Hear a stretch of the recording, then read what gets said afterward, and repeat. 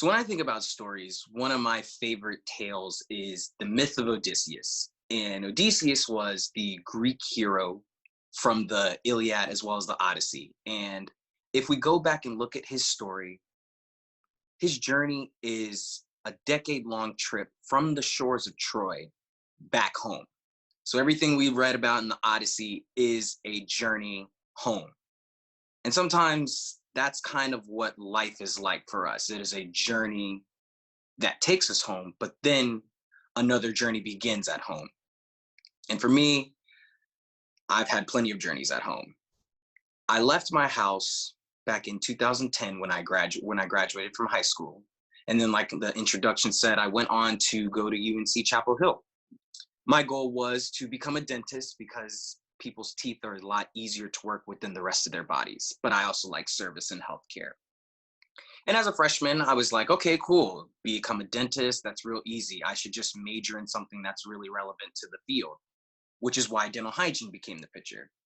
So I spent my 4 years at UNC majoring in dental hygiene, cleaning people's teeth while still trying to maintain a social life. And then I moved right on over to a post-bac program at UNC Charlotte. But in between the time that I went to my post-bac and I finished my dental hygiene program, I was required to take the boards exam. And I failed the boards exam really bad.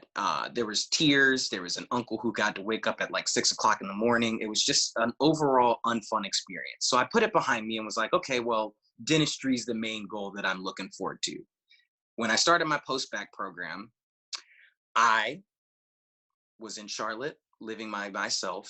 It was a 2-year program. And then by the time I reached the end of it, I did not have an acceptance into dental school. I had failed to get into that. Well, I stayed on the wait list until the seats were all full and there were no more seats for me. Now I'm coming up on 2016. These are back-to-back failures that I've experienced in a 2-year time span. And the me right then at that point is confused. I'm in the middle of therapy, probably for the second or third time. I'm socially distancing myself by choice from people, which is just a fancy way of saying isolating, to the point where, you know, when you put your phone on silent and then when you see the notification, you just flip the phone down. Yeah, that was pretty much every day for me. And it was a time to be lost and confused because, again, I just watched my dreams just be crumbled in front of me. So I can remember one day talking to my folks on the phone and they were like, how about you just come home? How about you come back to this area? We'll figure things out. We'll work together to get you back to this next stage of life because there's going to be a next stage. So I was like, okay, cool. I'm about to finish up my rent here anyways. And if you're giving me free rent and free food, then I'm not going to turn that down as, you know, like a 20-something-year-old. So I moved back into my folks' place May 2016, end of May 2016. And again, one thing you realize when you come home is that everything's changed. The people who occupy the house changed, the house itself changed, but most of all, you've changed too. So the beginning stages of me being at home was all about learning how to adapt. And one of the biggest things was adapting to my new roommates, which, you know, I called parents as well. And, you know, we got along like roommates do in the beginning. There was a couple of confusing moments. There was a couple of like boundaries we had to discuss. But I knew that at the end of the day that they were going to have my back and really be there to support me. But still, I was in a very rebellious phase and I was like, no, I can totally do this on my own and I don't need y'all to really be there for me. And I know that like deep down, I was really there for them. But sometimes it just kind of got confusing. Like there was this one time I had this red leather jacket, right? It was one of the flyest jackets I've ever had. Made me look like MJ from Thriller. I loved wearing it anytime I went out, but my goodness, anytime my mom saw that jacket, it was just like, no, no, no, you are just being disrespectful to us. And I was like, okay, chill. I'm just going to put it in the bag and wear it when I leave the house. Is that cool? But then I kind of had that realization moment where it's like, they're here for you again. Remember that. So I put the jacket away and then I started to figure out what is going to be my next step because I can no longer just be some anxious, rebellious kind of young adult living in my household. So the idea of becoming a hybrid came to my mind. And that hybrid was being a dental hygienist by day, but then turning around and moonlighting it with my art and my creativity by night. Sounds very far-fetched because the two kind of career paths are on opposite ends of the spectrum, but why not try for it? So while I was at home, days for me in the middle of this time period looked really simple. I would wake up probably about 7 o'clock in the morning, maybe earlier than that, and I would sit down, and first thing I would do was study for the boards. I would have to go back and take both an online exam and a patient portal exam that I would need to do in order to get my license. So for about 2 hours every day, it was study, teeth, gums, blood, alveolar tissue, all the fun stuff you don't even see on yourself. After I was done studying, I would probably go take my camera out for a trip. And sometimes the trips would just be maybe to downtown Raleigh or be around Fuquay, but then other times I would take day trips around North Carolina. Because being a natural born Tar Heel, raised in Fuquay Varina, for me, I wanted to really explore the whole concept of home, and not just the physical location, but also the state in itself. Because I wanted to see things like Bath and Asheville, so I would know what home was for me. And then after my camera trips or my writing time, I would turn around and go work a 3-hour shift at a community center where I would watch kids, read books, and help them with homework and occasionally play dodgeball with them.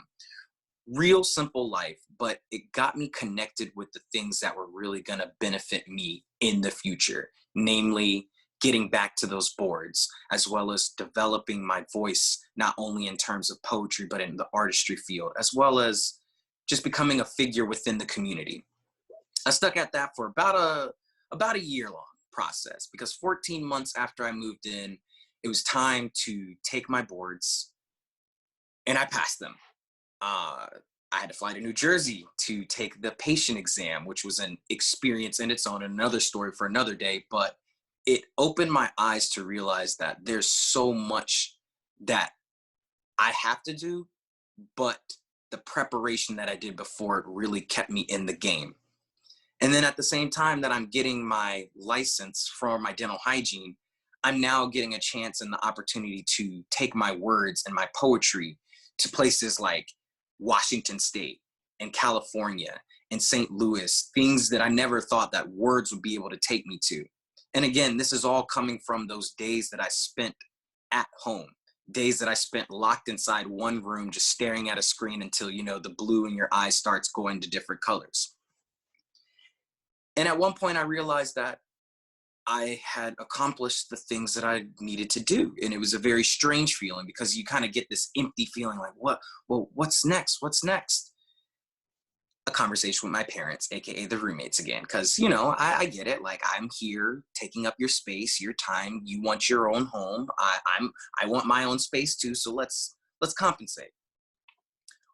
2018, we get to looking at spots for me. We're checking out realtors. We're looking up all these different kind of rentals and whatnot.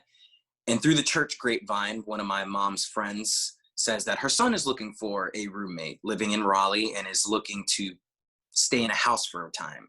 I was like, well, I've already been in a house home, so it would make perfect sense to just transition to the house home. And then in October 2018, I'm moving out of my parents' house and I'm living finally on my own with my own money, my own time, my own support system. And that was just a phenomenal feeling to look back and say, like, wow, 2 years ago, I left the house, or I came into this house confused and lost, and now I'm leaving the house again. And I find myself now, after living in that space until March this year, or May this year, that it was an experience that I would not take away. The time and the adventure and the journey that I had those 2 years at home allowed me to start the next chapter of my life. And that's kind of what I look at now as I've come back home and I'm once again with my favorite roommates ever. I'm looking at this place now as more than just a residence. It's, to me, home is a port. It's a place that has both an entry and an exit. It's this place where you can recharge, revitalize, recover, and re-navigate, so that when you go back out into the world and you go back out on your journey, that you're never looking back and saying, did I do something right? Do I have things right? It's a perfect feeling to know that home is always going to have its doors open to you. And whenever you want to go and come, it will always be there so long as you keep journeying along.